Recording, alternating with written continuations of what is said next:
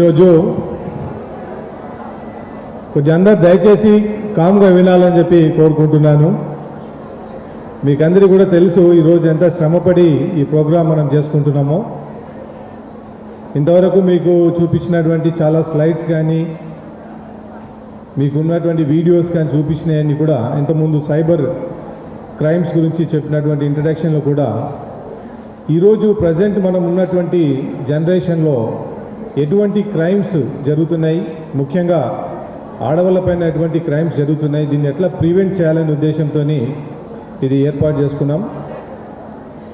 ఇంతకుముందు చెప్తూ ఏమన్నారంటే పురాతన కాలంలో యాన్షియంట్ ఏజ్లో ఉమెన్ను ఒక గాడెస్ లాగా అందరు పూజించేవాళ్ళు. మన దేశాన్ని కూడా మనము భారతదేశం, భారత మాత అని పేరు పెట్టుకున్నాం. వేరే ఏ కంట్రీస్ కూడా లేడీస్తో ఉన్న పేర్లు అంటే ఉమెన్కి సంబంధించినటువంటి దేశాన్ని ఆ విధంగా సంబోధించడం ఎక్కడా లేదు. అవర్ ఇండియా రెస్పెక్టెడ్ ఉమెన్ లా, మనకందరికి తెలుసు ఆ విషయం. ఇంట్లో ఉన్న ఆడవాళ్ళని కూడా మనం వాళ్ళని చాలా గౌరవంగా మనం చూసేటువంటి పరిస్థితులు ఉన్నాయి. స్పీచ్లు ఇవ్వడం కానీ లేకపోతే ఉమెన్ గురించి మాట్లాడమంటే కానీ అందరూ చాలా గొప్పగా చెప్తాం.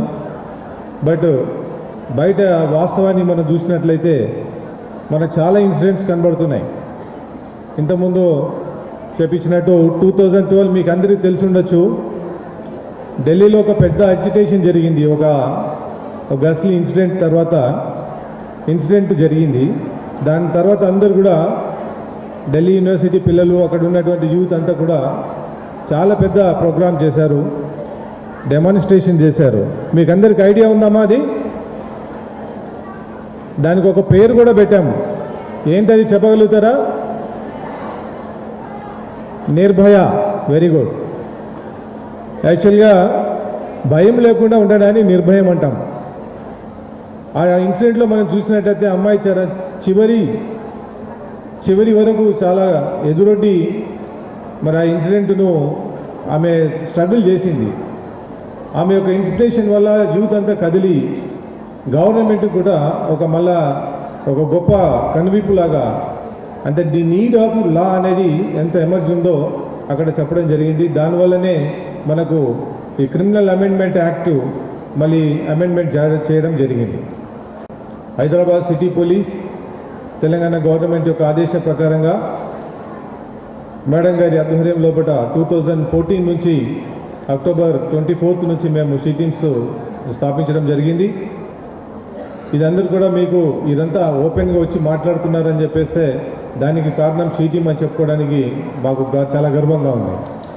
మీకు అందరికీ తెలుసు, ఇప్పుడు మేము చూసినట్టయితే హైదరాబాద్ సిటీలోనే దాదాపు ఒక 2000 పై చిలుకు కేసులను మేము సాల్వ్ చేశాం.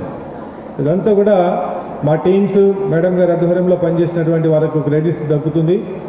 చాలా విషయాలు మనం షేర్ చేసుకోలేనటువంటి, తల్లిదండ్రులకు కూడా చెప్పలేనటువంటి విషయాలు, అన్నదమ్ములకు చెప్పలేనటువంటి విషయాలను మా దగ్గరకు వచ్చి వాళ్ళు హెల్ప్ కోసం అడగడం, దాని యొక్క సీక్రెట్స్ మనం కాపాడుకుంటూ వాళ్ళు ఒకవేళ కంప్లైంట్ ఇవ్వగలిగితేనేమో క్రిమినల్ కేసు రిజిస్టర్ చేయడం, కంప్లైంట్ ఇవ్వలేకపోతే దాన్ని మనం పెట్టి కేసు కింద పెట్టుకొని వాళ్ళని వాచ్ పెట్టుకొని వాళ్ళకి సరి అయిన ప్రవర్తన వచ్చే వరకు కూడా మనము వాళ్ళని ట్రాక్ చేయడం జరుగుతుంది.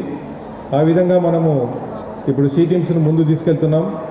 అట్లాగే ఈరోజు